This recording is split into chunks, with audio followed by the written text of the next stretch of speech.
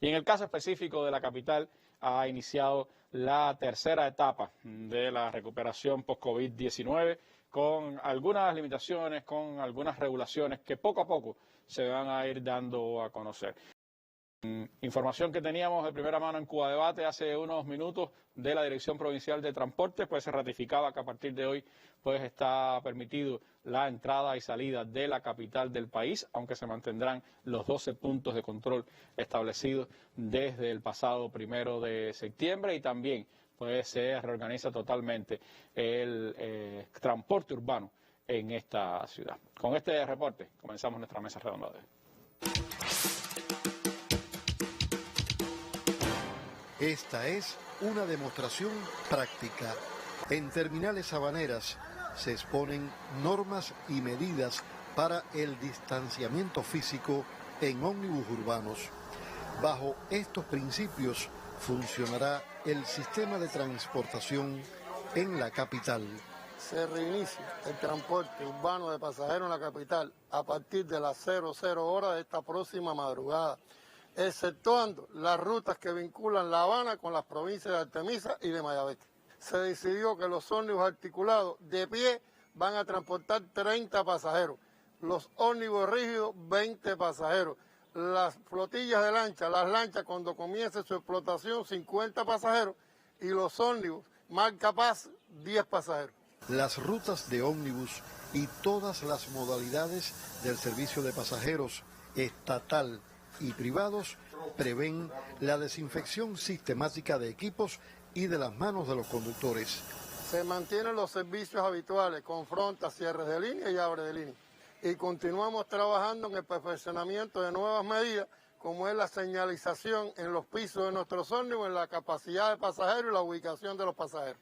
Cuba Taxis participa en el esquema de transportación aprobado. El servicio de piquera de los hospitales de altas médicas y turnos médicos se mantendrá como hasta este momento se venía prestando. Cambia el servicio de los turnos médicos desde las direcciones municipales de salud hacia los hospitales, que se harán a través de las mismas, pero con un servicio donde se cobrará el mínimo con un 0,27 centavos el kilómetro, la tarifa aprobada para estos servicios. Se mantiene el servicio de hemodiálisis como se venía realizando. Taxis Cuba tendrá su flota a disposición de los pasajeros de la capital y de encargos sociales. La Gacela a partir del lunes comienza el servicio normal en sus 23 rutas. Taxi Cuba se mantiene el servicio al CIUN, se incorpora la PK Ruta, donde facilita al pasajero ver por dónde viene el equipo y además cuánto es el valor de cada tramo de la ruta. Esta reapertura incluye el refuerzo a rutas de la ciudad. A partir del lunes también se incorpora el apoyo al corredor de Aramar, que se venía haciendo con escolares, se mantiene, y además se incorpora también los apoyos a las rutas principales con la Transmetro. Continúa el servicio de altas médicas en coordinación con Salud Provincial desde los hospitales nacionales hacia las provincias, con un ciclo de lunes, miércoles y viernes. Este viernes, en vísperas del reinicio del transporte urbano en la ciudad de La Habana, autoridades del Mitrans, encabezadas por el ministro Eduardo Rodríguez Dávila, recorrieron entidades para comprobar el estado de la flota con los primeros ómnibus señalizados. La reapertura, como se enfatiza en cada centro, precisa de disciplina y responsabilidad individual y colectiva para preservar la salud del pueblo. Bernardo Espinosa, Sistema Informativo de la Televisión Cubana. Bueno, como pudieron apreciar, un material que no es exactamente el material que nos habían dicho estaba listo para hoy sobre la reorganización del transporte urbano en la capital para esta tercera fase. Es algo de lo que ya se viene haciendo en La Habana en esta última semana y que es parte de esa reorganización de todo el transporte. El viernes estará aquí con nosotros el ministro de Transporte, nos podrá dar mucho más detalle de lo que va a ocurrir en toda la transportación, no solo en la capital, sino en todo el país en esta nueva etapa y son parte, por supuesto, de las informaciones. Esperamos que en los próximos horas pues nuestros medios de comunicación tengan en detalles, como está solicitando la población, pues las medidas que La Habana está implementando a partir de hoy para la tercera fase, que han sido anunciadas pero todavía no debidamente detalladas para toda la población. Así que los invito a que nos acompañen entonces a hablar ahora con el viceprimer ministro y ministro de Economía y Planificación, Alejandro Gil Fernández, sobre la estrategia de desarrollo económico y social del país.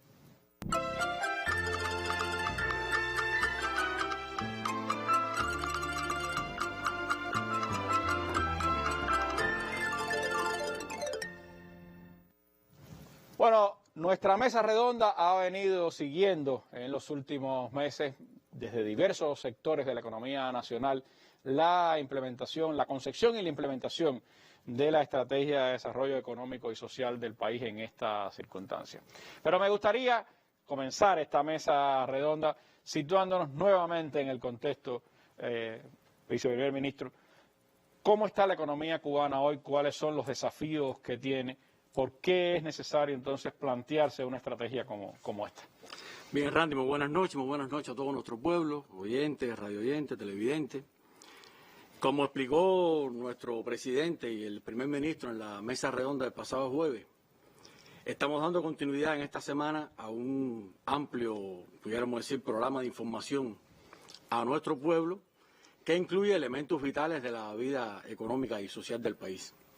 Vamos a referirnos en este programa de hoy a cuestiones fundamentales, pudiéramos decir, de la estrategia económico y social, que incluye el ordenamiento monetario del país, y también estaremos presentes aquí compartiendo con nuestra población, con ustedes, mañana martes, el miércoles, y como ya anunciaste, el viernes estará el ministro del Transporte, también el ministro del Turismo. O sea, tal y como el presidente informó, varios ministros, estaremos brindando información, actualizando a nuestro pueblo de la situación económica nacional y de las cuestiones fundamentales en las cuales hemos venido trabajando en la implementación de nuestra estrategia económico y social.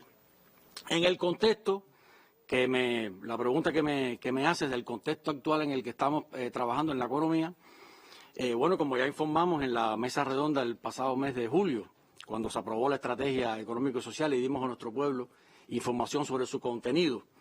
Indudablemente estamos en una situación de tensión en la economía cubana e internacional.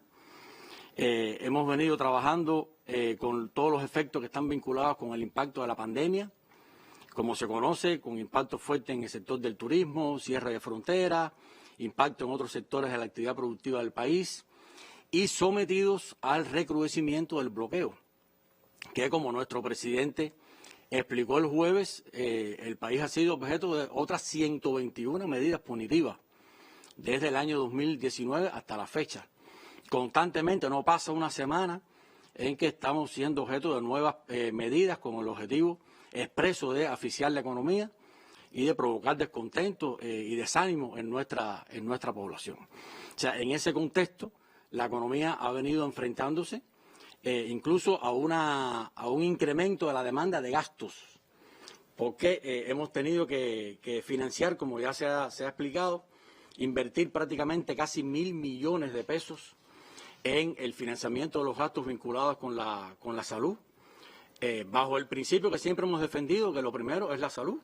Nosotros nunca hemos tenido ese dilema, ¿no?, entre salud y economía, aunque obviamente las medidas que hemos tomado de restricción en la economía vinculada con la protección de la salud han tenido un impacto económico, pero no cabe duda que la salud va primero y no ha escatimado esfuerzos el país en enfrentar con decisión los gastos que ha habido que hacer en la economía para enfrentar esta pandemia. Y en medio de escasez de divisas, una parte significativa de esos gastos son en claro, la librería de combustible, ¿no? Claro, o sea, nosotros hemos tenido que enfrentar gastos ayer incluso yo veía en el noticiero un reportaje muy bueno de los compañeros de salud pública, de los costos en divisas. Nosotros nos referimos al impacto en el presupuesto del Estado, pero los costos en divisas para el país, todos los PCR, todos los insumos importados que hemos tenido que enfrentar, pero lo decimos porque hemos estado enfrentando eso, pero sabemos que esa es la prioridad, siempre ha sido así.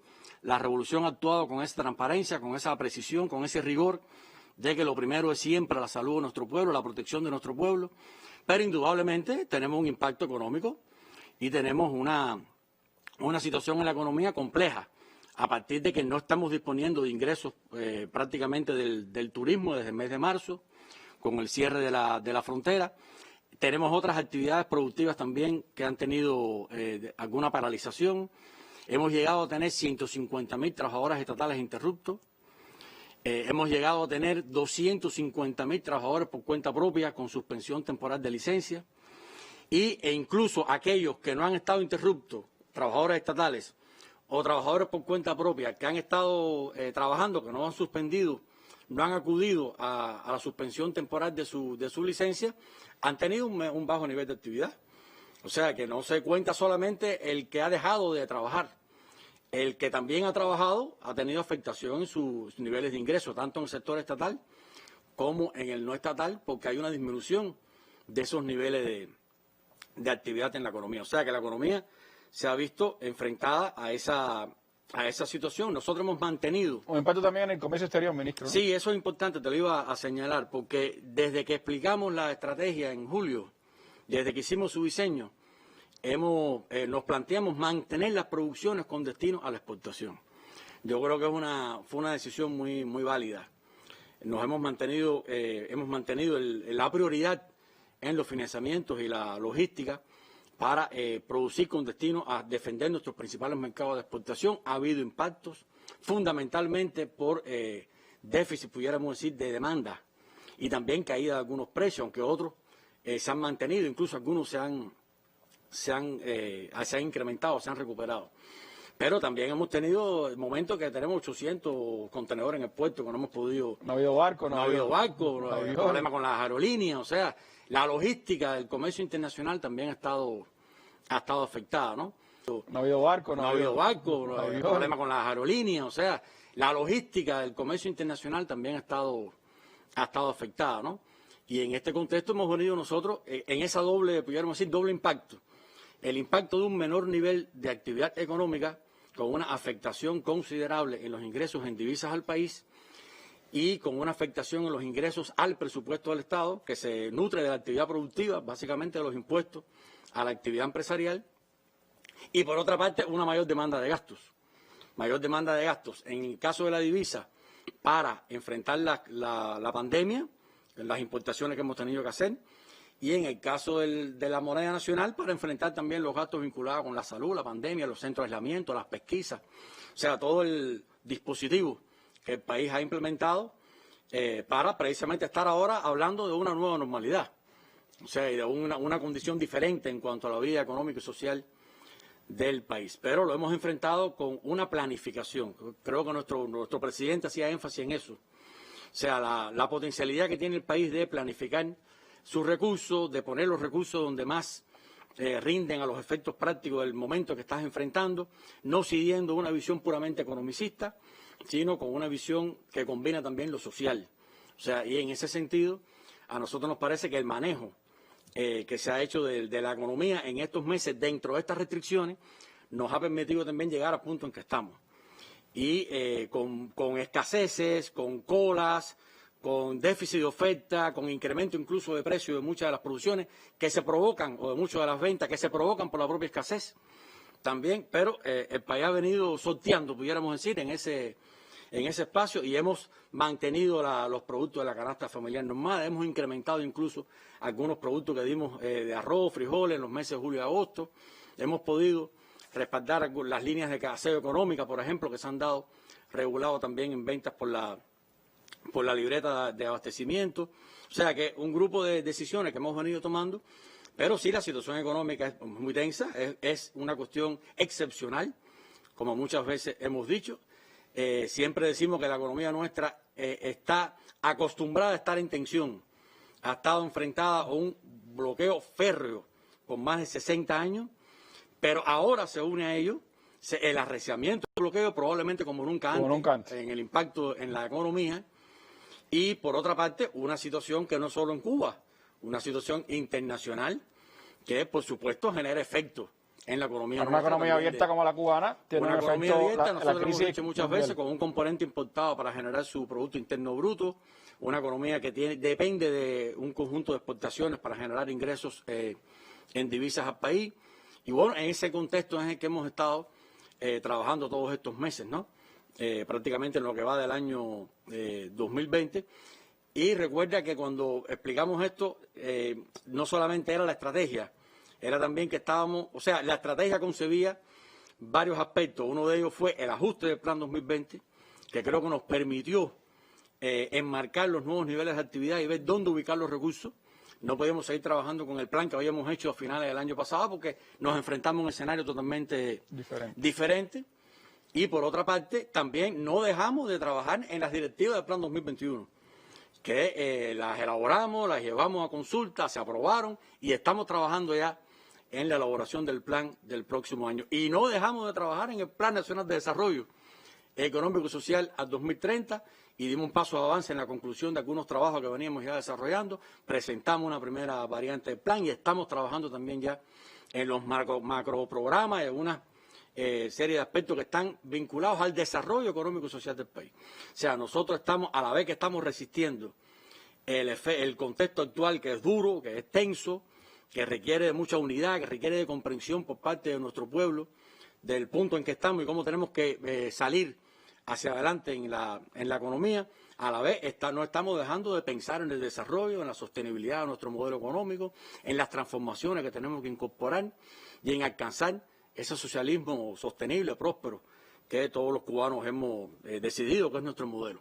Y de ahí la importancia que tiene esa estrategia económica y social aprobada en julio, que usted adelantó casi inmediatamente que acabó aquel Consejo de Ministros en nuestra mesa redonda, pero que por supuesto en 2 meses ha tenido algunos avances. Yo le propongo hacer un breve alto y regresamos para hablar de ese tema. ¿Cómo no?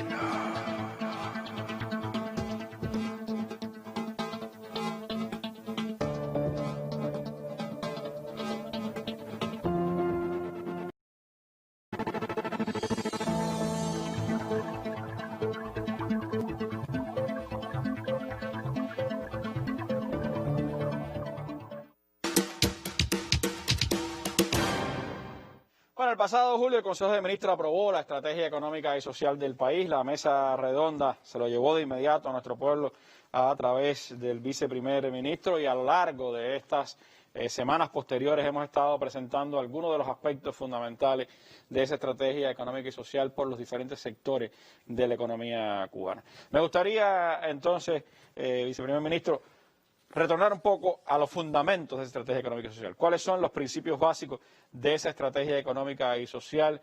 ¿Cuáles son los aspectos en los que se ha podido avanzar en estas semanas de implementación? Y, por supuesto, ¿cuáles son los elementos hoy, pudiéramos decir, que más visibles están de esa estrategia? Sí, Randy, mira, primero recordar algo para poder introducirnos en la explicación. Cuando diseñamos la estrategia para enfrentar la COVID, recordar que la dividimos en 2 etapas. Una primera etapa que en aquel momento tenía 3 fases, ahora ya se ha modificado con la nueva normalidad, pero una primera etapa cuyo objetivo central, cuya, pudiéramos decir, prioridad, es la salud. Y que tenía sus 3 fases, hemos estado transitando por esa primera etapa con sus 3 fases, desde el mes de marzo de este año. Y una segunda etapa que nos las planteamos en el sentido de que, bueno, una vez más o menos vencida la primera etapa y en condiciones diferentes desde el punto de vista de la actividad productiva, la normalidad en el funcionamiento del país, entonces una segunda etapa de impulso a la economía, de implementación de un conjunto de medidas que nos permitan implementar con más prontitud, con más audacia, con más celeridad, un conjunto de elementos que ya están aprobados en nuestro modelo económico, en la actualización del modelo y por los documentos rectores de nuestros congresos del partido. A diferencia de la primera etapa que tenía o que tiene sus 3 fases, en la segunda etapa no hay fase. O sea, en la segunda etapa siempre nos planteamos que no hay 16 áreas de resultados clave y queda claro que se trabaja en todas las áreas a la vez. No es primero esto y después segundo esto y después otras actividades. O sea que nosotros hemos venido desplegando el trabajo de la implementación de la estrategia sin todavía salirnos de la primera etapa. Claro. Pero entrar a la nueva normalidad, la entrada a la nueva normalidad de buena parte del país es importante. Por eso es importante que nuestro pueblo comprenda que la responsabilidad individual de cada uno de nosotros en cuidarnos, en tomar todas las medidas, en cumplir las indicaciones del sistema de salud, es muy importante no solamente para nuestra salud, sino para la economía. O sea, nosotros necesitamos de la nueva normalidad para iniciar la reactivación de la actividad productiva, o sea, reiniciar un grupo de actividades productivas y de servicios y con más fuerza implementar muchas de las cuestiones que hemos estado trabajando en su diseño y que no hemos descansado. Nosotros no hemos estado esperando que se acabe la primera etapa para empezar a trabajar en la segunda. Hemos estado trabajando y yo voy a referirme a varios de esos elementos aquí en el día de hoy, otros mañana, el miércoles, pero lo cierto es que se ha venido trabajando y repito algo que el presidente dijo el jueves, no estamos satisfechos. No estamos satisfechos incluso con lo que hemos alcanzado hasta el momento. Hay que impregnarle un mayor ritmo a lo que hemos venido haciendo y existen las condiciones realmente para que podamos avanzar con más celeridad. Y a esas condiciones ayuda también la nueva normalidad en la que estamos entrando un grupo de provincias del país a partir del día de hoy. O sea que ese contexto, ese escenario es importante porque nosotros en las 16 áreas de resultados clave hemos venido trabajando, pudiéramos decir, en paralelo con los ministros, evaluando con cada uno de los ministerios lo que le compete a cada cual impulsar, y en ese sentido se ha venido avanzando. Se emitió también un tabloide,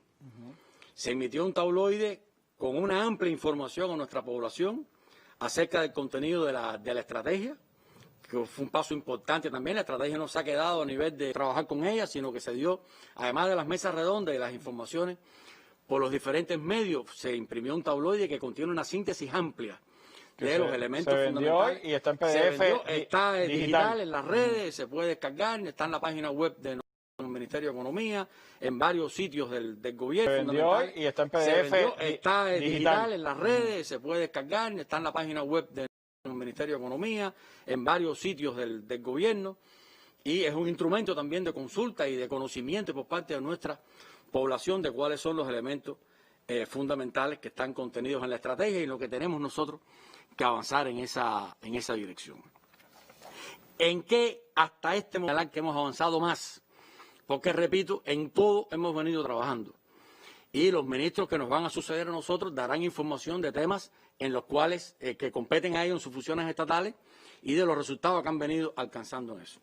Pero yo voy a referirme a algunos elementos, pues es una cuestión de aprovechar el tiempo, que siempre es finito, ¿no? Y no alcanza para todo lo que uno quiere transmitir, pero aprovechar el tiempo en algunas de las cuestiones que consideramos fundamentales. Bueno, se ha trabajado, como dije, en todas las áreas de resultados clave. Hay medidas ya implementadas en la actividad de transporte, las explicará el ministro, el turismo, las telecomunicaciones y otras áreas que los ministros, como dije, abordarán próximamente. Y algo que es muy importante, la estrategia no es un listado de tareas. O sea, nosotros con eso estamos claros, no es la tarea de la 1 a la 10, si ya hemos hecho 7, estamos 30% y nos faltan 3, falta el 30%, cuánto está implementado, cuánto no. La estrategia es un conjunto de transformaciones profundas en la economía y, como hemos planteado e indicó también nuestro presidente, el primer ministro, es una estrategia innovadora, o sea, que busca la implementación de un conjunto de elementos aprobados, pero a través de la innovación, viendo cómo en las condiciones actuales nosotros podemos implementarlo de forma tal que vayamos siempre hacia adelante, no haya retrocesos ni paralizaciones en su implementación. Y eso hay que estudiar bien los escenarios, hay que buscar bien los mecanismos. Por lo tanto, no se trata de tareas más simples, sino que hay un conjunto de transformaciones que son profundas y por lo tanto llevan también su diseño en su implementación. Y en sentido general, la base de todo esto ha sido lo acordado en los congresos del partido. Es decir, se parte de una base sólida de preparación, pero como usted decía, claro, también se le añaden, se profundizan algunas de las medidas ya pensadas. Por eso decimos que es innovadora, no es renovadora. Lo renovador es lo que aprobamos en los congresos del partido. Eso es lo verdaderamente renovador. La estrategia es innovadora. De cómo eso que aprobamos en los congresos del partido lo llevamos a la práctica en las condiciones de Cuba. Y ajustado al contexto actual y que rinda realmente beneficios a nuestra economía y por ende a nuestra población. Porque todo lo que hacemos en la estrategia, todo lo que hacemos día a día, todo el esfuerzo del gobierno está en función de elevar la calidad de vida de nuestro pueblo. No hay otro fin que no sea ese. Entonces, hoy, ¿qué yo te propongo? Como quiera que vamos a estar varios días, pero bueno, hoy concentrarnos en 5 elementos que para nosotros tienen también un impacto en la estrategia transformadora y que de manera directa inciden en nuestra población. El primero de ellos es la producción y comercialización de alimentos. Un tema que desde que hicimos la estrategia dijimos que era una primera prioridad. La clave. Una primera prioridad. Siempre dijimos que vamos a comer lo que seamos capaces de producir. Muchas de las cosas que en la estrategia anticipamos están pasando, ¿no?, en la práctica. El segundo es el incentivo a las exportaciones. Quiero referirme un poco a qué se ha hecho. De todos estos temas lo que voy a decir es lo que se ha hecho. El incentivo a las exportaciones, que se ha hecho en función de esa prioridad de la economía, incrementar los ingresos en divisas al país. El tercero es las transformaciones en el sistema empresarial, que también para nosotros es clave. El cuarto es el perfeccionamiento del trabajo por cuenta propia. Y el quinto es el ordenamiento monetario del país, que incluye la eliminación de la dualidad monetaria y cambiaria, como se conoce, como se informó el jueves por el presidente, aunque no se limita solamente a eso. Cuando hablamos del ordenamiento monetario es una visión más integral, que no solamente significa quedarnos con una sola moneda y con un único tipo de cambio. Tiene otros elementos también. O sea, esos 5 aspectos, todos por supuesto están contenidos en la estrategia. Y son 5 aspectos que resultan vitales para el avance de la implementación de la estrategia y la obtención de resultados. Que eso es otro elemento que para nosotros está claro. La estrategia se implementa más o menos en función de los resultados que se alcanzan, no de la cantidad de medidas que damos por implementadas. O sea, es un elemento también importante y estamos trabajando con esa visión. Entonces, repito, producción y comercialización de alimentos, ¿qué se ha hecho? ¿En qué punto estamos? Bueno, lo que falta por hacer todavía es mucho, ¿no? Pero la estrategia la aprobamos en julio y ya dije que no estamos satisfechos. Tenemos que seguir, esto es parte de nuestro trabajo diario.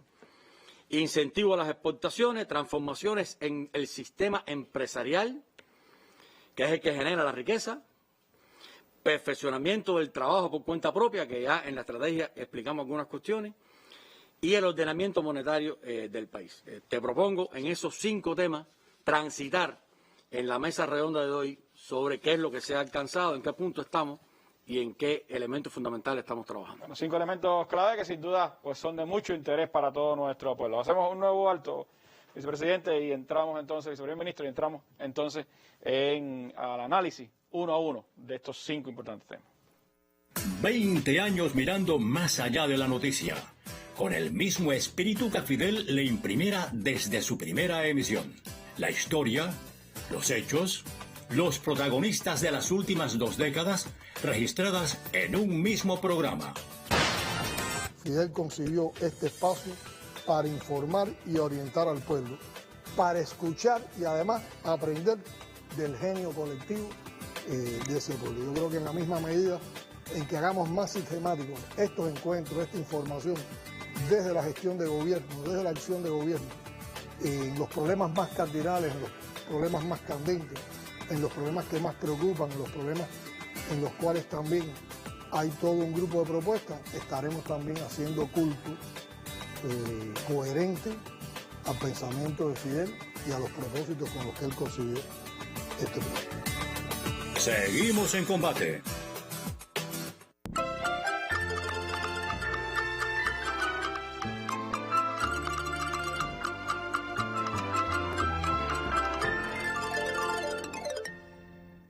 Bueno, no hay duda que uno de los desafíos más importantes que tiene en este momento la economía cubana es el de la producción y comercialización de alimentos. Y por eso, como usted decía, Alejandro, el tema es parte imprescindible y prioritaria de la estrategia económica y social del país. En medio de estas circunstancias de combatir la COVID y además tratar de resolver los temas perentorios de la alimentación del pueblo, una buena parte de la cual depende de las importaciones, y en estas circunstancias ya sabemos lo que está pasando.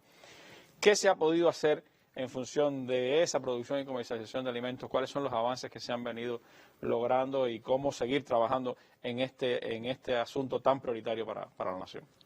Muy bien, Randy. Bueno, primero, reconocer que hay un déficit de oferta en la producción, en la comercialización y, bueno, por supuesto, después se materializa en la oferta a la población. El déficit de oferta, por lo general, genera incremento de precios, genera acaparamiento, genera determinadas distorsiones en la venta, o sea, en el comercio mayorista y minorista.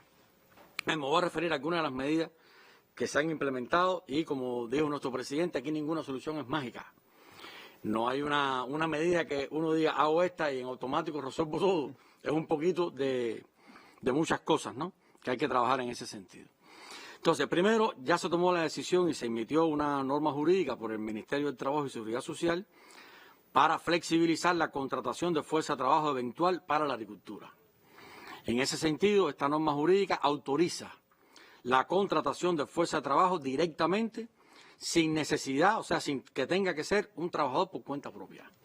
Esto es uno de los elementos que hemos estado evaluando, porque hay momentos en que hay picos de cosecha, que hay determinada necesidad, demanda de fuerza de trabajo, y entonces, bueno, se estaba revisando que si tenías que registrarte primero como trabajador por cuenta propia, aunque los mecanismos eran relativamente flexibles, pero tomamos la decisión de que un productor individual puede contratar fuerza de trabajo directamente, no tiene que acreditarse como trabajador por cuenta propia, pacta con él el ingreso, el pago que le va a realizar, y bueno, y tiene que cumplir determinados requisitos desde el punto de vista de que respetar que sea el salario mínimo, una serie de cuestiones que están en la norma jurídica. La fuerza de trabajo es básica en la actividad agropecuaria. Y realmente cuando hay picos de cosecha. Y estamos teniendo dificultades con la fuerza de trabajo. Por lo tanto, todo aquello, nosotros tenemos que favorecer el trabajo. Claro. Todo lo que sea trabajar, bienvenido sea, hay que buscar los mecanismos para que no haya trabas en ese sentido, tanto que nos llama el presidente a eliminar trabas, quitar trabas. La primera traba que tenemos que quitar es para trabajar. Para trabajar tiene que haber total flexibilidad. Entonces, esa decisión está tomada y está ya emitida una norma jurídica, resolución 24 del año 2020 del Ministerio del Trabajo y Seguridad Social. Se han establecido ya también nuevos incentivos fiscales para las producciones de la mini industria y su comercialización a través del comercio minorista, con bonificación del impuesto sobre las ventas en el comercio para que esas producciones de la mini industria puedan incentivarse y puedan destinarse también al consumo, al autoabastecimiento municipal, que es algo en lo cual estamos poniendo énfasis, o sea, que los territorios tengan los mecanismos para enfrentar las demandas propias del territorio, cada vez más con recursos propios del territorio. Hacia eso vamos con la política de desarrollo local, hacia eso vamos con el autoabastecimiento municipal, o sea, buscando la manera de que realmente en el territorio es donde se toman esas decisiones. Estimula esa producción y la hace competitiva, ¿no? Exactamente. Entonces, bueno, le bajamos el impuesto a la venta minorista para que tenga un mejor precio y pueda estimular la producción de la miniindustria. Repito, no hay ninguna mágica, es un poquitico de muchas cosas que van en esa dirección. Se inició ya en 3 provincias del país, La Habana, Villa Clara y Santiago de Cuba, por el momento, la venta en moneda libremente convertible de insumos para la base productiva, que fue una de las cuestiones que planteamos en la estrategia. O sea, uno de los problemas que tenemos en la agricultura, nosotros que hay que reconocer que es así, es el déficit de insumos. Déficit de insumos, no disponemos de grandes cantidades de divisas para traer todos esos productos que hace falta en la agricultura nuestra para incrementar los rendimientos, los plaguicidas, los fertilizantes, la urea, una serie de productos que lo importamos. Hemos estado años importándolo. Y realmente en las condiciones actuales no es posible importar los niveles que estábamos importando en años anteriores. Sin embargo, hay que producir más. O sea, tenemos ese conflicto. Importas menos insumos y requieres más producción. ¿Cómo tú enfrentas eso? Porque hay decisiones que hemos tomado en la economía que no las puedes ver de que, bueno, se ocurrió hacer tal cosa, ¿no? ¿Por qué se hacen las cosas? Entonces, en ese escenario, nosotros en la estrategia lo incorporamos y así lo estamos haciendo. Bueno, tenemos un mercado para la venta de insumos en moneda libremente convertible a la base productiva. Ahí empezamos ya en 3 provincias del país a vender determinados insumos y vamos a ir ampliando a más provincias y a más productos. Incluso estamos ya creando condiciones para empezar a vender equipos Que era uno de los reclamos de los productores. Tractores y otros equipos para esa base productiva, porque el que tiene la posibilidad, bueno, pues puede adquirirlo. Entonces, ¿qué pasa también? Que en paralelo hemos creado, que más adelante lo voy a tocar, pero viene a tono para explicar esto. En paralelo hemos creado también posibilidades para que esa base productiva pueda generar la divisa. Claro. Porque esa base productiva también, esos campesinos, si son productores, pues pueden también exportar parte de sus producciones a través de empresas estatales. Pueden venderle a la Zona Especial de Desarrollo de Mariel, las cooperativas agropecuarias. También le pueden vender sus producciones a la Zona Especial de Desarrollo de Mariel. En el caso que exportan, bueno, retienen el 80% de la divisa. En el caso que venden a Mariel, también. Y con esa misma divisa pueden adquirir determinados insumos que requieren para sus producciones. No es la solución mágica, no lo va a resolver todos los insumos de la agricultura, pero ya empezamos y estamos vendiendo.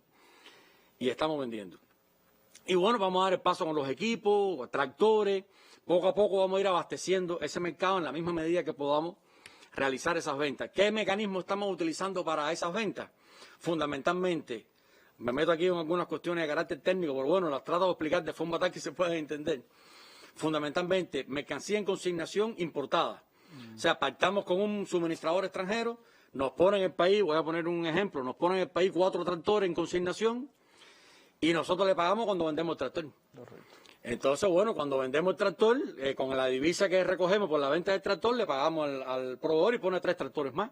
Y así vamos suministrando a través de la consignación, sin tener que hacer previamente un desembolso de capital, que no un anticipo de recursos, y los anticipos los estamos ubicando en la industria nacional, que son insuficientes, pero nos hace falta también que nuestra industria participe como oferente de este mercado, para que esa divisa que estamos generando no salga solamente en importaciones. O sea, la estrategia aquí es productos importados a través de la consignación y productos nacionales de forma tal que la industria pueda ofertar productos nacionales que se vendan a la base productiva y con esa misma divisa que recuperamos se pueda retroalimentar la industria y volver a proveer. O sea, estas son cosas que están incipientes, empiezan a funcionar, pero empieza a despertar un interés. Por un primer paso se empieza. Un primer paso, y ya abrimos en 3 provincias con un grupo de productos y vamos ampliando esa posibilidad. Antes no existía. O sea, antes si no llegaba el barco urea, bueno, pues hay que explicar, no hay urea. Si no llega el pesticida, el plaguicida, bueno, pues no hay divisa para comprarlo. Y además, yo siempre digo, ¿en qué contexto tomamos las medidas? ¿En qué contexto? En este contexto hay que tomar medidas de ese tipo. Medidas audaces, medidas que no significan dolarizar el país para nada, pero que hay que buscar determinados circuitos productivos que funcionen con independencia de la asignación de financiamiento central. Sí, el país sigue por el otro lado trabajando con su planta fertilizante, no, a ver si trabajan y se sigue haciendo cosas, pero y cada vez que podemos traer urea, cada vez que podemos traemos urea, y cada vez que podemos traemos productos químicos, y cada vez que podemos, y siempre podemos traer un poquitico y seguimos dándole al arroz, a los frijoles, a los productos fundamentales. Pero hay que crear determinadas posibilidades, facilidades también, que unan. Tú puedes generar la divisa por estas vías y la puedes invertir por esta otra. Entonces, desde ese punto de vista, ese mercado empieza a haber un interés de los productores que están visitando el mercado y además estamos tomando nota de los intereses. O sea, el productor llega a ver lo que hay, yo lo que estoy buscando es esto. Bueno, pues tómelo nota y vamos a traer lo que está buscando. Y está trabajándose con Helma, una empresa del sistema del Ministerio de la Agricultura, y lo estamos chequeando nosotros todos los lunes, y está funcionando, o sea, arrancando su funcionamiento, pero es realmente un elemento favorable. Vamos a iniciar, antes de que concluya este año 2020, vamos a dar los primeros pasos ya, este propio año 2020, en el funcionamiento del Banco de Fomento Agrícola. Una cuestión que planteamos en la estrategia. No vamos a crear un nuevo banco. Hemos decidido, o sea, conciliado con el Banco Central de Cuba y buscando las potencialidades que tenemos en el país, vamos a montarlo sobre la red de la infraestructura que tiene el Banco de Crédito y Comercio, BANDEC, que tiene oficina en todo el país, que tiene una infraestructura montada, que tiene posibilidad realmente de avanzar. De hecho, ha dado crédito a los campesinos en su propio funcionamiento. Sí, ha trabajado con la base productiva, sí.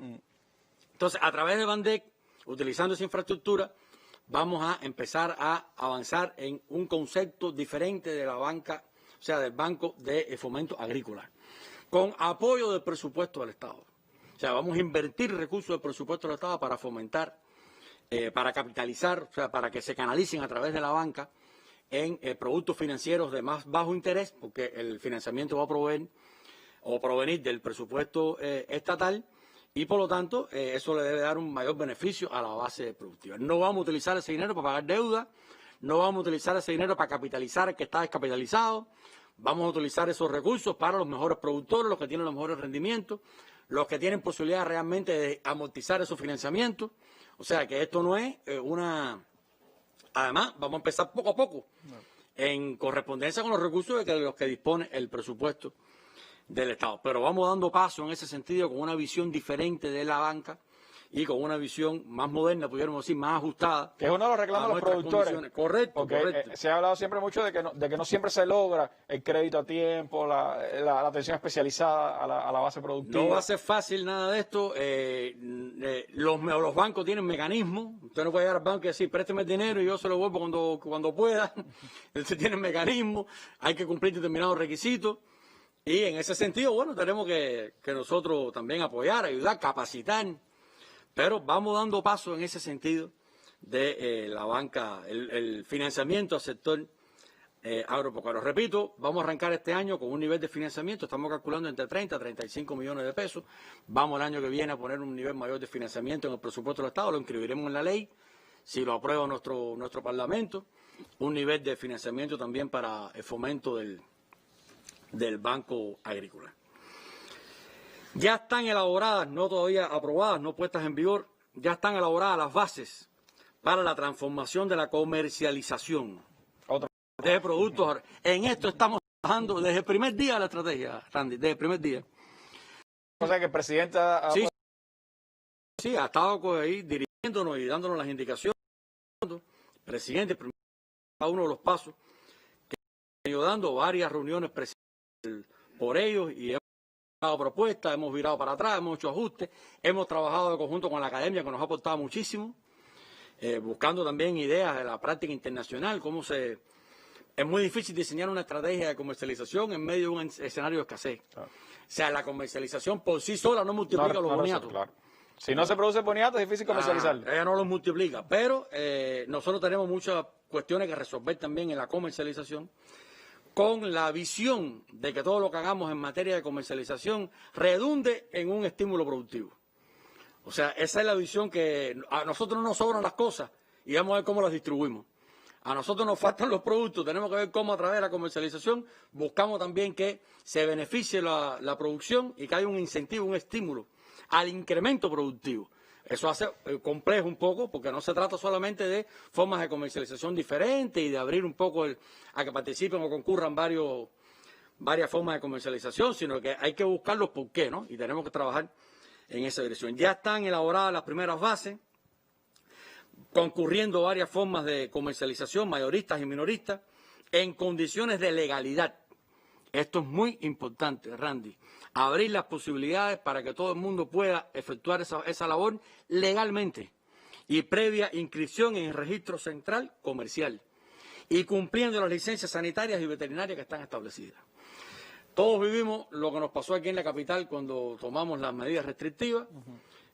A partir de la fecha que se dijo que después de las 7 de la noche no había circulación, por las determinadas razones hubo una disminución sensible de la oferta de productos agropecuarios y empezaron a aparecer cosas que fuimos evaluando, pero evidentemente aquí hay un conjunto de actores económicos que están participando de estos procesos y tenemos que buscar la manera de que todo el mundo pueda participar legalmente, cumpliendo las medidas que se establezcan. Había cierta alegalidad, para no decir que era ilegalidad, sino alegalidad. Exactamente, sí, una ilegalidad un poco permitida o tolerada, ¿no?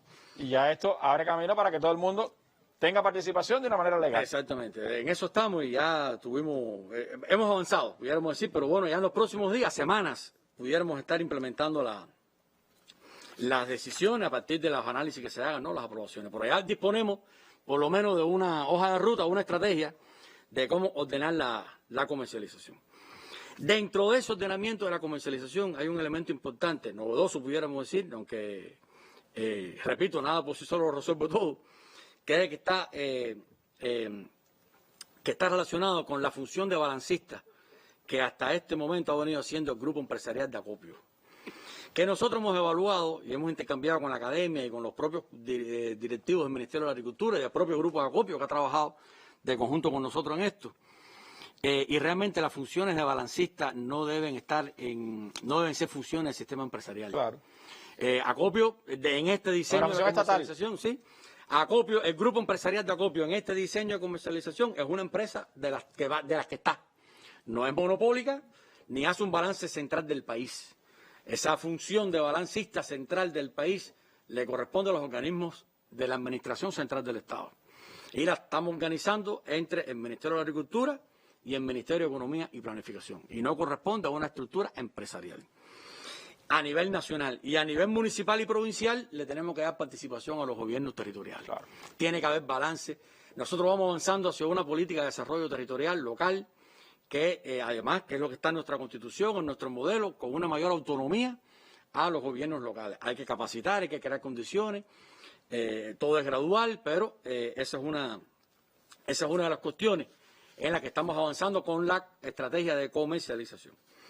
Y el Estado mantendrá el papel regulador, y tendrá una mayor responsabilidad, tendrán una mayor responsabilidad los gobiernos locales para la concertación de precios, tema bien polémico, muy polémico, porque nosotros tenemos una concepción de el precio centralizado, que está puesto centralmente por el Estado, o el precio de oferta y demanda.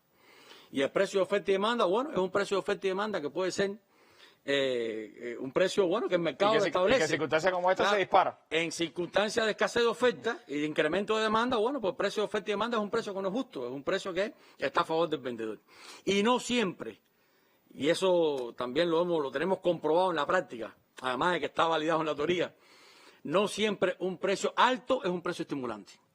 Hay veces que se dice, deja que el precio sea de oferta y demanda, porque ese precio de oferta y demanda le manda una señal al productor, entonces el productor produce más, y como produce más, entonces, bueno, vuelve a bajar el precio. Primero, para que el productor produzca más, tiene que tener capacidad productiva.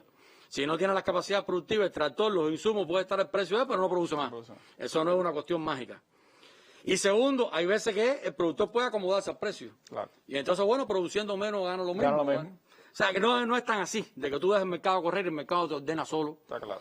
Esos elementos. Y por eso el Estado tiene que jugar un papel regulador, y nosotros estamos planteando también que los gobiernos territoriales tienen que tener una mayor autonomía y responsabilidad en cuanto a la fijación de precios por acuerdo en los territorios, con los productores. Vamos a sentarnos aquí, vamos a ver cuál es la demanda de la población, vamos a ver cuál es la capacidad productiva que hay, y vamos a ponernos de acuerdo a qué precio vamos a vender, porque la comida no es cualquier cosa.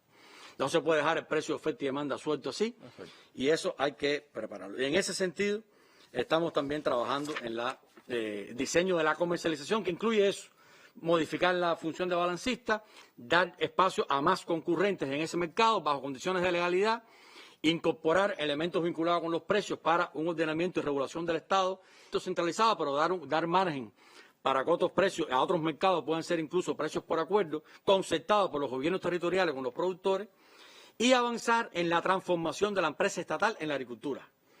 Tenemos pendiente eso, estamos trabajando en eso, ya tenemos una propuesta, la hemos evaluado con el Ministerio de la Agricultura, próximamente la llevaremos también a una evaluación superior. Ya tenemos una propuesta de la transformación del sistema empresarial estatal en la agricultura, desarrollando prioritariamente empresas agroindustriales. Hoy tenemos más inclinada la balanza hacia las empresas de servicios. Empresas agroindustriales organizadas en polos productivos. Tenemos más inclinada la balanza hacia las empresas de servicios. Empresas agroindustriales organizadas en polos productivos, que estarán integrados por cooperativas, productores individuales, y con una alta aplicación de la ciencia y la innovación. O sea, tenemos que transformar también el concepto de la empresa estatal en la actividad agropecuaria, y hemos estado trabajando de conjunto con el Ministerio de la Agricultura, la Academia, varios organismos insertados en esto, y también tenemos ya un avance en ese sentido. Es un tema clave, si queremos decir que hay un resultado importante en la estrategia económica y social, pasa por este asunto sin duda, porque tiene mucho que ver con la vitalidad de la población, claro, y con uno de los problemas más difíciles que hemos tenido que enfrentar a lo largo de estos años. Pero bueno, ya hay los primeros indicios, ya incluso hay exportaciones desde el sector productivo desde este sector productivo hacia otros países, y de eso entonces quisiera hablar ahora un poco del incentivo de las exportaciones. Vamos a hacer un alto y regresamos para continuar hablando con el viceprimer ministro de nuestra República.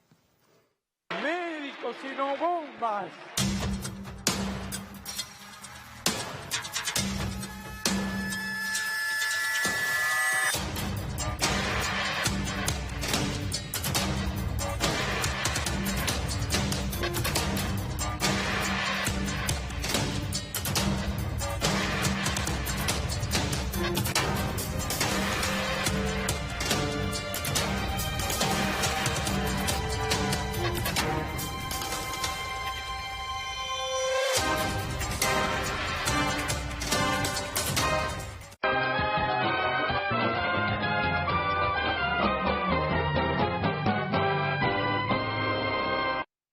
Bueno, desde que es ministro de Economía, mucho antes de que se aprobara la estrategia económica y social, siempre he oído al compañero Alejandro hablando de la necesidad de incentivar las exportaciones. Y esa ha sido clave durante todo este tiempo. La nueva estrategia, ¿cómo incentiva esas exportaciones, ministro? ¿Y cuáles son los pasos que ya se han podido dar en ese camino? Bueno, las exportaciones, siempre lo decimos, es la fuente genuina de ingresos que tiene el país. Nosotros podemos tener financiamiento por varias vías. Una es la vía de los préstamos, los créditos externos, que hay que pagarlo con exportaciones, de todas maneras. O sea, bueno, eso da para otra mesa redonda. Entonces, el incentivo a las exportaciones es un elemento esencial de la estrategia. Como decías, está ya implementada la decisión de establecer mecanismos para que las formas de gestión no estatales puedan exportar a través de entidades estatales y está concretada. O sea, están emitidas las normas jurídicas, pero ya se han hecho exportaciones. Y ya se han realizado exportaciones y ya se han firmado 15 contratos. Y además, algo importante, Randy, yo incluso estaba hablando con el ministro de Comercio Exterior, revisando estos temas. Rodrigo estuvo con nosotros aquí hace unas semanas. Se empieza a haber un interés también de productores, esto es muy importante. Aquí hay un problema de gestión y puede ser hasta psicológico, eso habría que ver. Pero empieza a haber un interés de los productores para empezar a incrementar el valor agregado de sus producciones. Y bueno, si puedo vender la miel con un mayor valor agregado, ya empezamos a despertar. Va cambiando la mentalidad. Exactamente. La foto de los aguacates de este productor de Artemisa en Italia ya era correcto. Todo eso, nosotros siempre hemos dicho que el hecho de que se creen los canales legales y las facilidades para exportar no significa que todo el mundo pueda exportar. O sea, exportar requiere una competitividad, de ahí el valor agregado que también dan las empresas de comercio exterior que tienen una experticia en ese mercado. No es que yo llegue ahora con una caja de aguacate y diga, oye, pórtenme esto para algún lugar. Eso no. Entonces, tiene su técnica también, sus compromisos que Cuba adquiere con los tratados internacionales. O sea, que hay es una actividad muy especializada que no se puede subestimar. Pero ya empezamos a avanzar en las exportaciones. Es aún incipiente. Pero esa tarea de la cual se ha hablado, no voy a abundar en ella, empezó y está rodando la exportación a través de entidades estatales y la importación. Ya tenemos 66 contratos también de importación, o sea, de entidades no estatales, personas naturales o jurídicas que se dirigen a las empresas de comercio exterior para que las empresas de comercio exterior importen determinados productos, insumos para su actividad. Y esto lo vinculo con los mercados mayoristas que tenemos, que ya dijo ahorita, o sea que poco a poco, en la misma medida en que vayamos teniendo información sobre las demandas, los intereses de esas importaciones, podemos ir también adelantándonos y poniendo esos productos en los mercados mayoristas. Porque en esto también tiene que haber la oportunidad. No es lo mismo un mercado mayorista en plaza con liquidez y adquirir un producto que encargar una importación que puede demorar hasta meses para que arribe al país. Pero bueno, empezamos. Pero estas son cosas que no teníamos y que estamos incorporando. Se aprobaron también ya nuevos incentivos fiscales que favorecen la exportación, tanto estatal como no estatal. Fueron explicados aquí en la mesa redonda hace unos días por la ministra de Finanzas y Precios. La resolución 222 de este propio año del Ministerio de Finanzas y Precios, no voy a explicarla porque ella lo explicó aquí, pero son incentivos desde el punto de vista fiscal vinculados con el incremento de las exportaciones. Exportas más, pagas menos impuestos sobre utilidades, o sea que tiene un vínculo también incentivando varias vías que incentiven las exportaciones. Y el ordenamiento monetario del país, temas que mañana abundaremos mucho con más detalle, el ordenamiento monetario del país va a tener también un impacto favorable en el incentivo de las exportaciones. Nosotros, solo con el ánimo de ilustrar, no adentrarnos en este asunto que será el centro de la mesa de mañana, hoy por hoy nosotros por ejemplo, una exportación, para poner un ejemplo, una empresa estatal que exporta un producto por $100, como el tipo de cambio que estamos aplicando es 1 por 1, recibe en su contabilidad ingresos por 100 pesos. Y muchas veces ni siquiera con ese ingreso logra cubrir sus costos. Y por eso es que a veces decimos no, por eso es que hay tanta dependencia del subsidio del presupuesto del Estado para las exportaciones. La gran mayoría de nuestras exportaciones de bienes están subsidiadas por el presupuesto del Estado, porque con lo que recibimos por esa exportación, el empresario estatal no cubre muchas veces los costos totales que tiene para exportar, sin embargo en divisas sí es rentable. Es decir, es beneficioso para el país, pero la empresa no recibe directamente ese beneficio ni sus trabajadores. Exactamente. Entonces, eso es una de las cuestiones que, como el presidente dijo, el ordenamiento monetario no es una solución mágica, pero ayuda a quitar muchas trabas y a resolver muchos problemas en la economía. Este es uno de ellos, que nos va a permitir una situación más favorable para el incentivo de las exportaciones. Tenemos ahora, pudiéramos decir, un incentivo perverso, un incentivo que no incentiva. Claro. Porque ese tipo de cambio, una sola sobrevaloración... Pasa incluso, Alejandro, con el turismo. Sí. El turismo es el gran exportador en frontera, sin embargo, los beneficios para los propios trabajadores del turismo no es suficiente porque el cambio 1 a 1 no los beneficia. Podemos tener incluso empresas de turismo y otras actividades en pérdida en moneda nacional, porque bueno, está valorizada la exportación a 1 por 1, todos los gastos 1 por 1. Cuando uno se mete por dentro se saca las cuentas, bueno, no, sigue trabajando, que no está en pérdida, aunque estás, no estás. Entonces, esas son distorsiones que nosotros tenemos que arreglarlas. Y que bueno, la tarea, el ordenamiento monetario del país va al medio de ese problema en su enfrentamiento y su solución. Mañana estaremos hablando de eso, pero usted hablaba de trabas y entre las muchas trabas y entre los muchos temas que son vitales para la economía, porque son la fuerza fundamental de la economía cubana, está la empresa estatal socialista. Sí, señor. A la que el reciente Consejo de Ministros le dedicó buena parte de sus análisis. Y se han tomado un grupo de decisiones que continúan transformando el sistema empresarial. ¿Cuáles son esas decisiones? ¿Cuáles serían, podemos decir, las que ya están en implementación? ¿Cómo se viene avanzando en ese sentido? Muy bien, Randy. Bueno, las transformaciones del sistema empresarial también son una de las cuestiones fundamentales de la estrategia. Y para nosotros uno de los temas también más importantes y en lo que se ha venido trabajando. Bueno, ya como se informó a nuestro pueblo, se aprobaron recientemente por el Consejo de Ministros 15 nuevas medidas para el perfeccionamiento de la empresa estatal. Se adicionan a 28 que habíamos aprobado ya anteriormente. Yo no los voy a explicar todas aquí, el tiempo no nos da para eso. Bueno, se han estado informando en distintos medios de comunicación, solo mencionar 2 o 3 para reafirmarlas, ¿no? Primero, que se flexibiliza la distribución de utilidad de los trabajadores.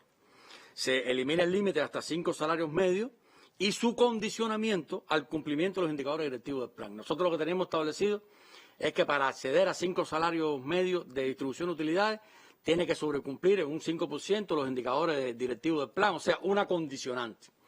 Eso se ha evaluado mucho y bueno, se llega a la conclusión de que si la utilidad se genera, se distribuye. Y se distribuye a partir de haberse generado una determinada utilidad con una eficiencia empresarial.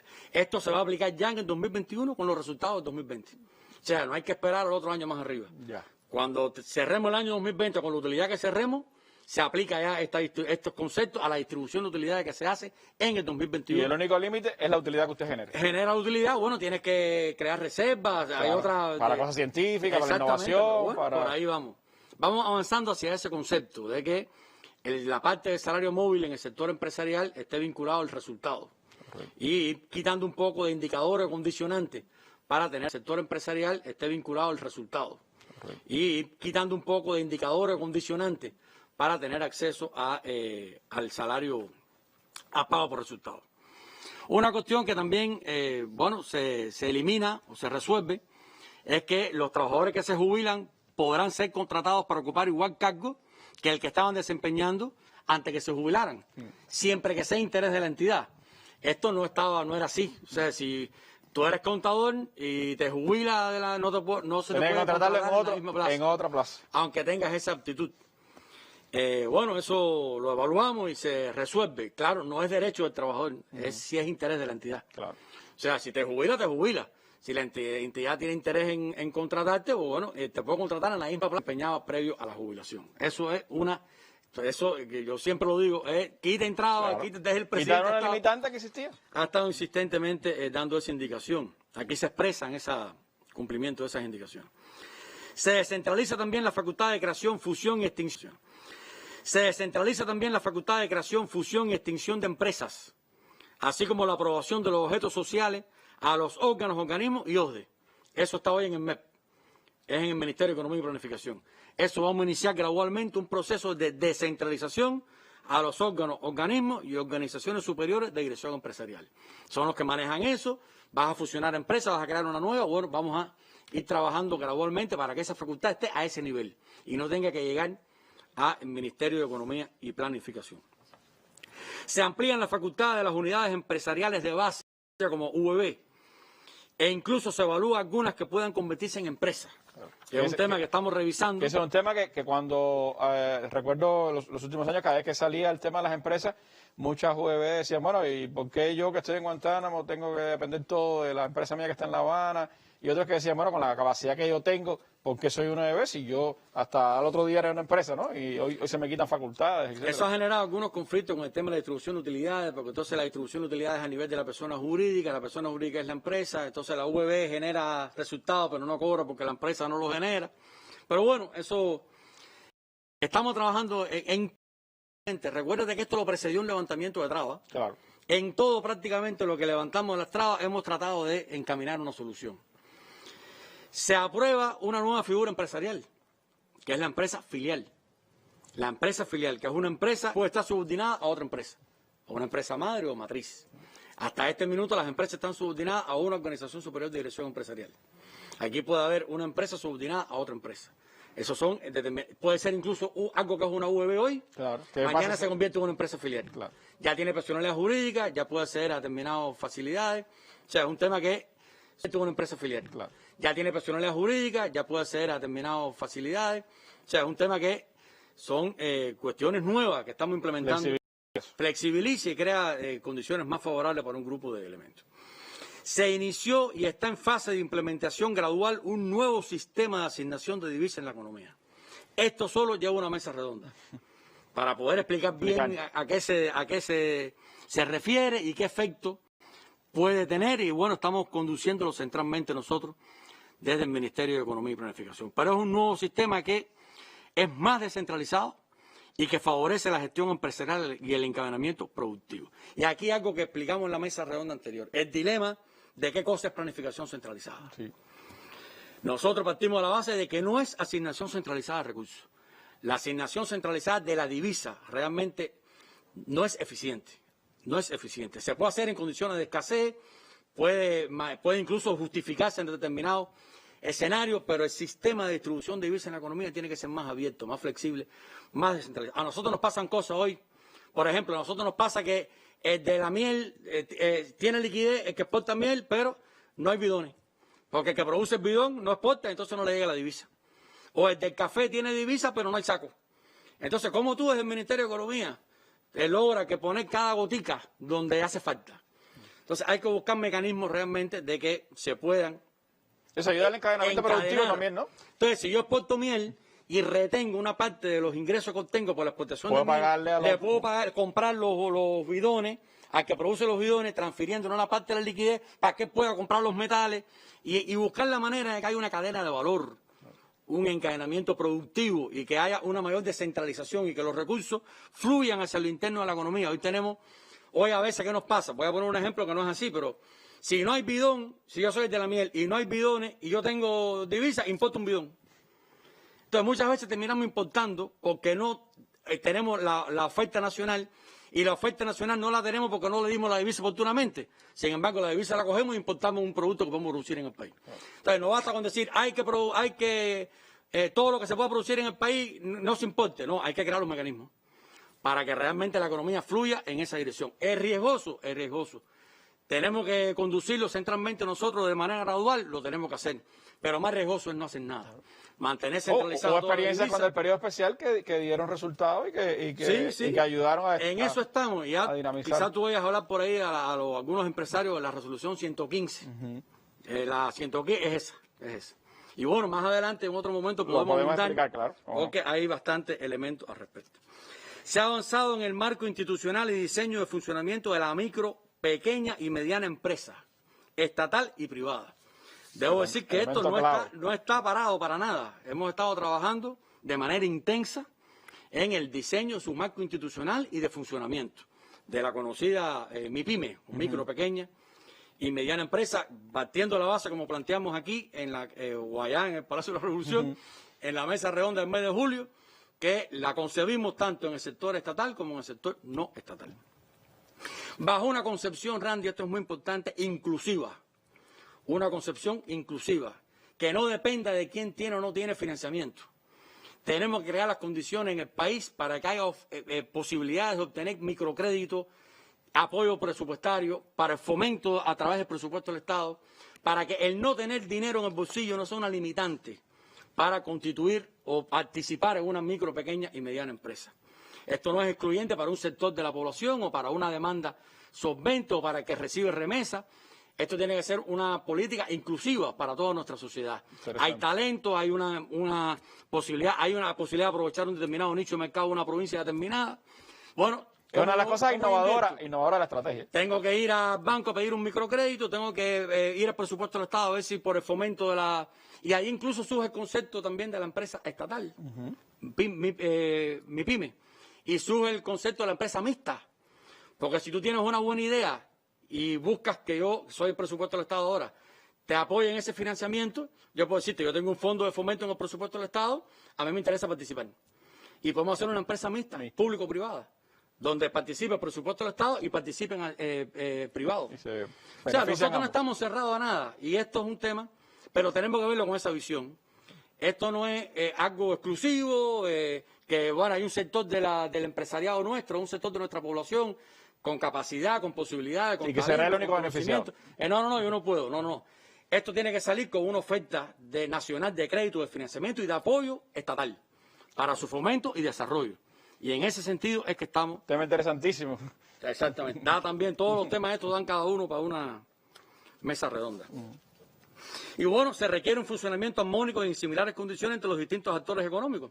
Vamos a tener, o tenemos, y vamos a tener la empresa estatal, incluye la empresa filial, la micro, pequeña y mediana empresa estatal, tenemos las empresas mixtas, las micro, pequeña y mediana empresa privada, las cooperativas y el trabajo por cuenta propia. Y nuestro modelo y nuestra concepción es que todos los actores deben trabajar en similares condiciones. Hoy no es así, Randy, hoy no es así. No. Hoy tenemos una gran distorsión entre el funcionamiento del sector estatal y el sector no estatal. Y dentro de eso, vuelvo a repetir, está el ordenamiento monetario. Hoy trabaja el sector estatal con un tipo de cambio 1 por 1, el sector no estatal con un tipo de cambio 1 por 24, 1 por 25. Eso crea una distorsión en el sistema de precios relativos y crea incluso una distorsión en la concepción de la competitividad. Tú tienes una unidad presupuestada. Yo puedo llegar ahora y decirte, yo soy una empresa estatal, yo te presto este servicio y te cobro 30 CUC o 50 CUC, por poner un ejemplo. Bueno, si tú me pagas 50 CUC, yo soy una empresa estatal, recibo el equivalente a 50 CUC igual a 50 pesos. Ahora viene una cooperativa y te dice, yo te cobro menos, en vez de 50 te cobro 30. Tú me pagas 20 menos, pero yo recibo 30 multiplicado por 24. Entonces, no es lo mismo. La eficiencia es diferente. No es lo mismo. Yo recibí 30 pesos si soy estatal y recibí más de 700 pesos si soy no estatal. O sea que el ordenamiento monetario va al medio de la solución de esa distorsión que tenemos entre el sector estatal y el no estatal a partir de trabajar bajo un mismo tipo de cambio. O sea, eso es un elemento.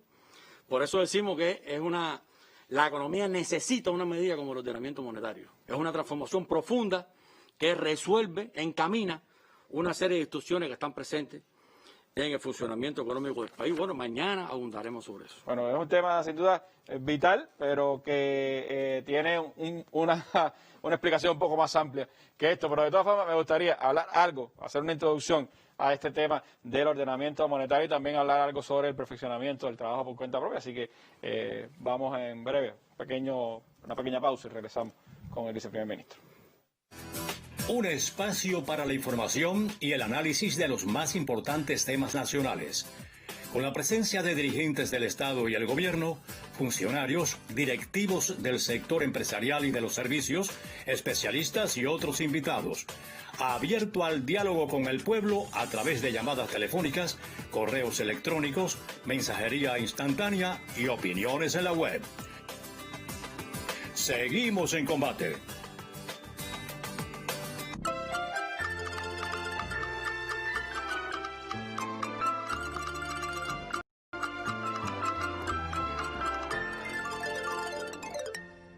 Bueno, en estos últimos años se ha venido trabajando en el perfeccionamiento del trabajo por cuenta propia. Ha habido varias decisiones en los últimos tiempos y se sigue en ese camino. Dentro de la estrategia, ministro, ¿qué elementos fundamentales se han trabajado para seguir perfeccionando el trabajo por cuenta propia?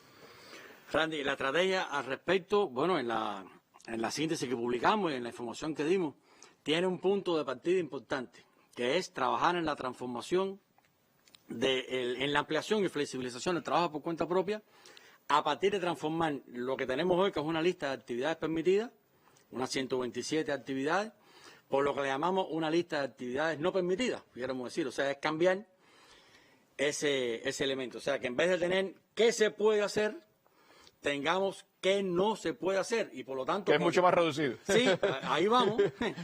Y que todo lo que no se puede, si de lo que no se puede hacer, lo que no está aquí, se puede hacer. Debo confesarte que parece más fácil que como se dice. Sí. De hecho, te invito a hacer una prueba de eso. Tú coges una hoja en blanco aquí y nos ponemos tú y yo decimos qué se puede hacer aquí y podemos ver. ¿Qué no se puede hacer? Nos vamos a pasar varios ratos. Porque cada vez que terminamos la lista se nos ocurre algo. Aparece algo, ¿no? Entonces, bueno, eso es un elemento que no es tan fácil, pero hemos venido trabajando varias sesiones de trabajo con los organismos. La academia nos ha ayudado mucho. Hemos estudiado práctica internacional. También lleva a cambiar mente. Cambia mente, ¿por qué? Porque si yo cojo la lista de 127 actividades permitidas y me siento a escribir todas las que aquí no están permitidas y las voy a prohibir, no se logra el objetivo que estamos buscando. El objetivo que estamos buscando no es convertir esta lista en otra, es tratar de ampliar ese marco de actuación y buscar la manera de que realmente exista una flexibilidad en el funcionamiento del trabajo por cuenta propia. Claro, y esa final se va a engarzar un poco con la pequeña y la microempresa. Bueno, fíjate, y todo lo que vendrá por eso después. decía, vamos a tener la empresa estatal, pero en el sector no estatal vamos a tener la cooperativa, vamos a tener la micro, pequeña y mediana empresa privada y vamos a tener el trabajo por cuenta propia. O sea, varios, y tiene que confluir, como tú bien dices, en una lógica, un marco coherente de actuación. Entonces ya hemos avanzado bastante, tenemos un consenso en cuanto a las características, las condiciones que debe tener la lista de actividades no permitidas. Hemos trabajado con el clasificador de actividad económica de la Oficina Nacional de Estadística de Información. Hemos tenido intercambio con varios organismos. Estamos, pudiéramos decir que de seguro, antes que concluya este año, estamos ya bastante avanzados y muy probablemente implementando las decisiones que al respecto se adopten. No es una actividad sencilla. Yo te propongo que una vez que avancemos en el diseño, bueno, lleva también su mesa redonda para explicar. Pero fíjate, no es solo el cambio de lista.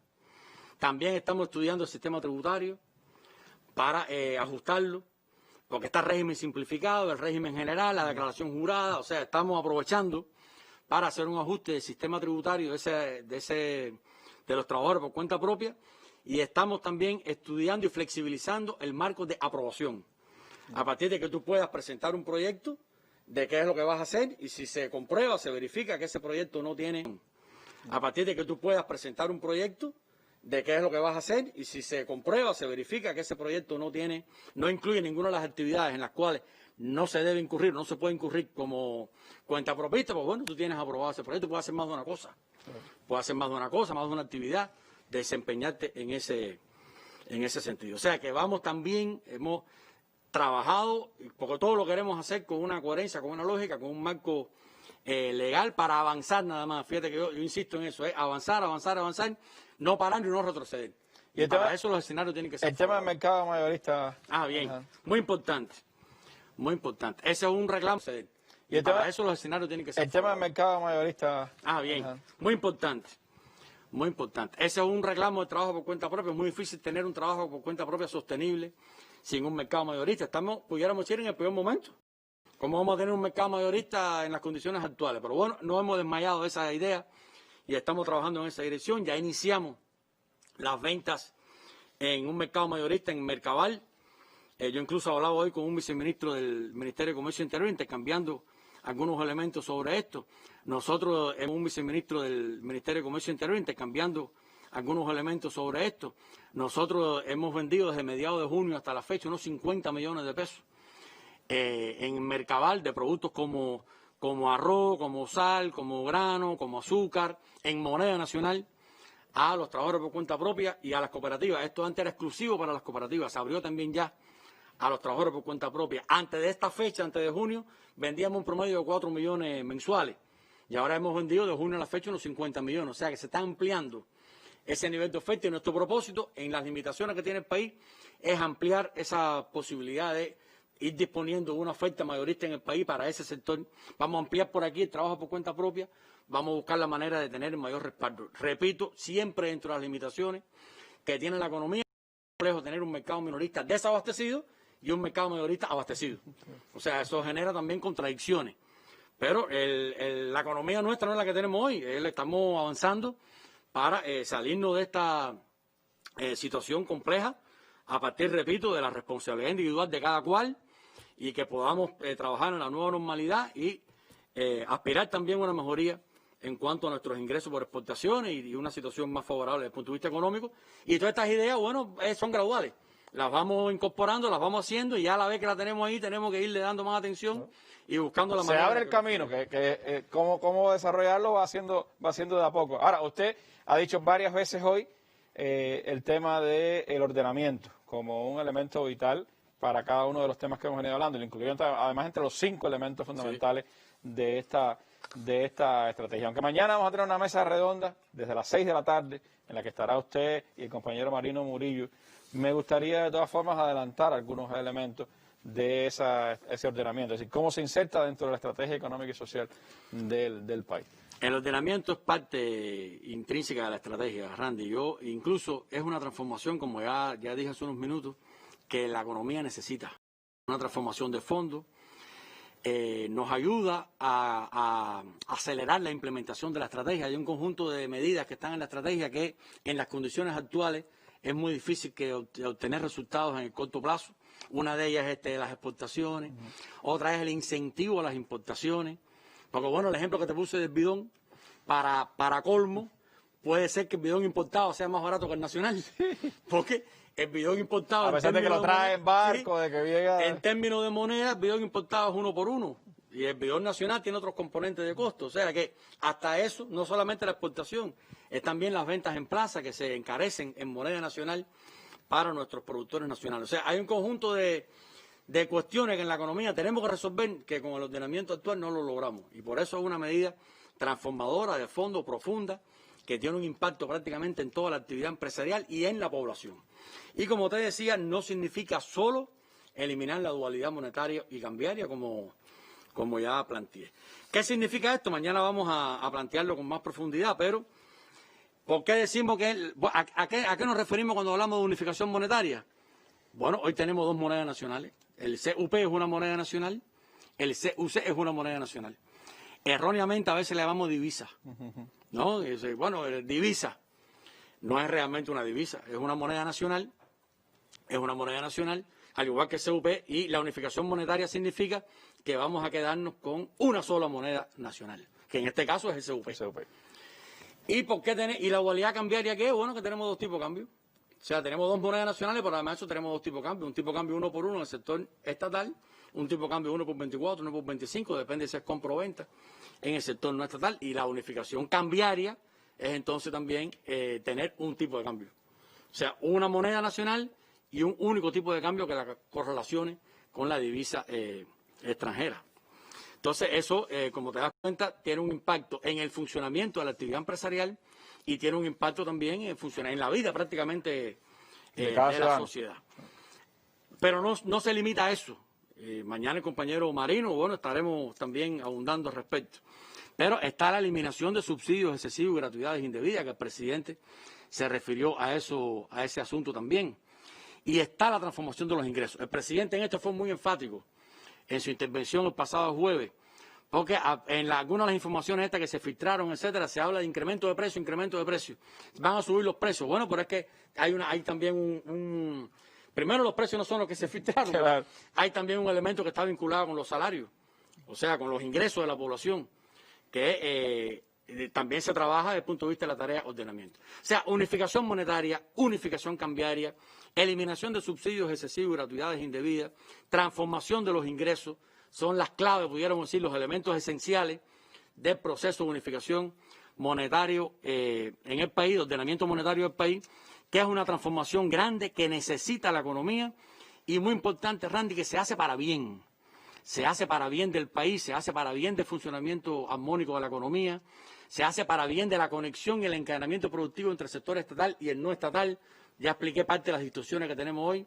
Se hace para bien de nuestro pueblo y sin ninguna previsión o sin ningún ánimo de afectar nada, sino todo lo contrario, crear condiciones más favorables para el desempeño económico del país, que se revierte en más calidad de vida de la población, porque la calidad de vida de la población proviene del desempeño económico del país. O sea, la capacidad que tengamos de proveer más bienes, servicios con más calidad, abrir más empleo, generar más empleo en el país, hacer más inversiones, depende del desempeño económico.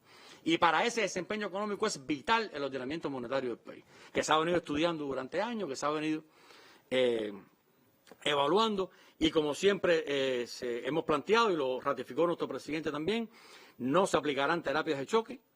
Siempre habrá una atención y prioridad a los más vulnerables. Ha sido la política de la revolución, no ha sido nunca dejar a nadie desamparado, ha sido buscar la manera de encontrar solución y de favorecer a los sectores de la población que son más vulnerables. Para eso tenemos la asistencia social, tenemos todo el apoyo presupuestario.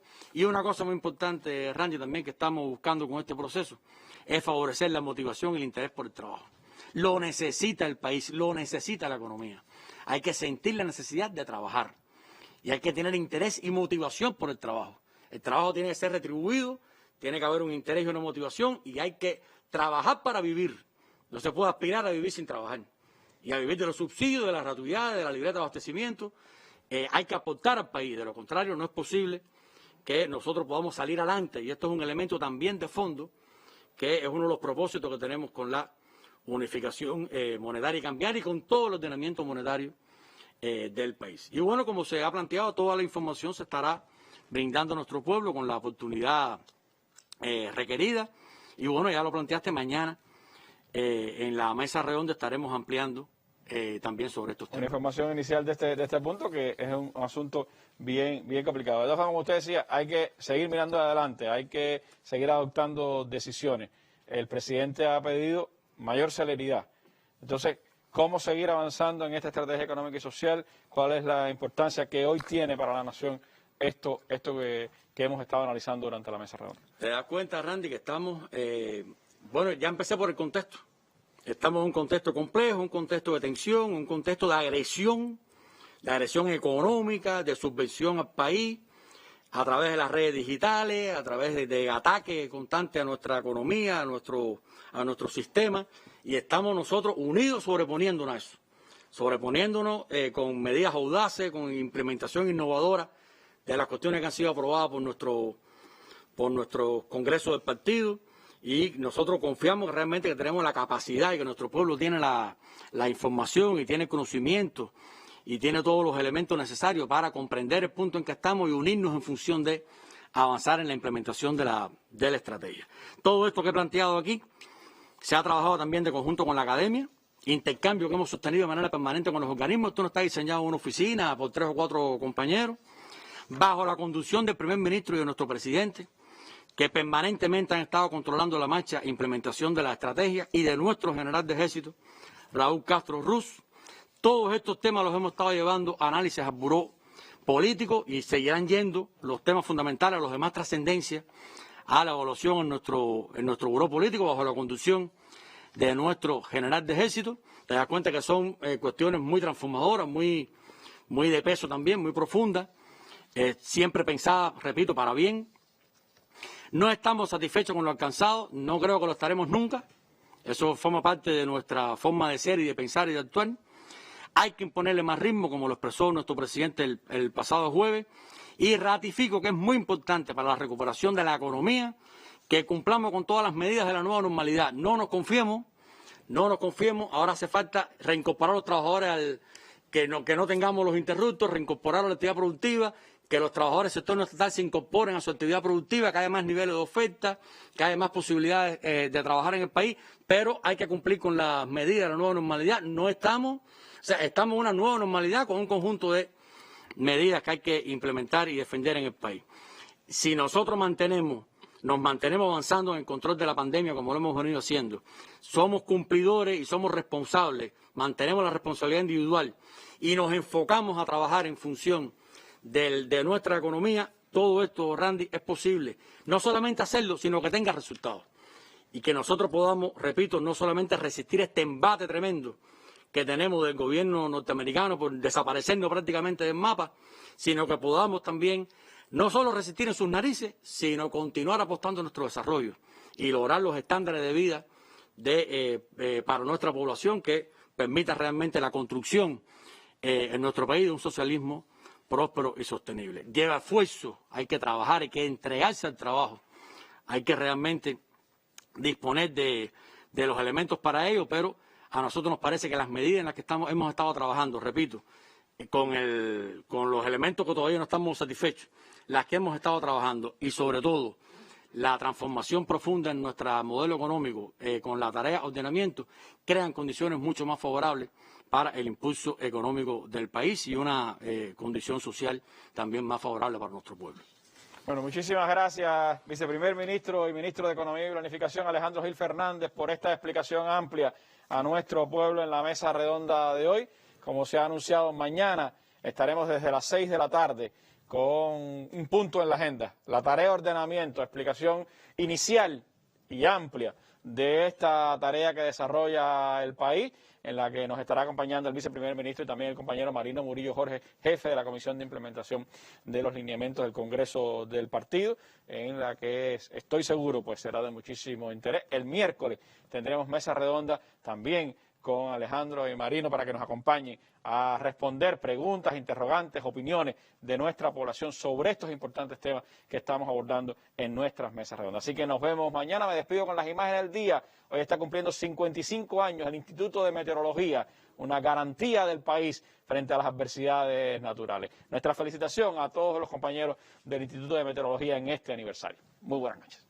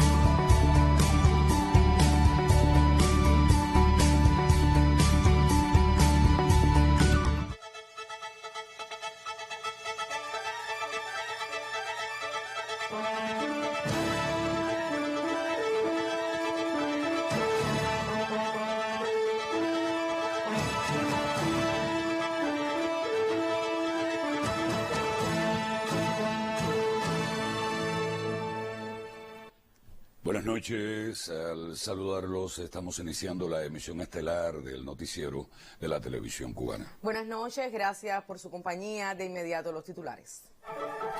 Viceprimer ministro cubano Alejandro Gil ofreció detalles sobre la aplicación de la estrategia económica y social de la nación. Inició hoy nueva normalidad en gran parte del país. Se reportan 22 nuevos casos positivos a la COVID-19. Rechazó Asamblea de los Pueblos del Caribe injerencia de Estados Unidos en asuntos internos de Haití. A tono con el retorno a la nueva normalidad, el próximo 28 de octubre sesionará el 5º periodo ordinario de la 9ª legislatura de la Asamblea Nacional del Poder Popular. El análisis de 4 proyectos de leyes integra la agenda parlamentaria. El actual contexto impone nuevas dinámicas. En consecuencia, el 5º periodo ordinario de la 9ª legislatura de la Asamblea Nacional se efectuará este 28 de octubre a través de videoconferencia para todo el país, según se dio a conocer en conferencia de prensa. Acudirán al Palacio de Convenciones los diputados de La Habana y aquellos parlamentarios de otras provincias radicados en la capital. En esa composición serían aproximadamente unos 225 diputados en el Palacio de las Convenciones. El resto de las provincias se enlazaría de forma virtual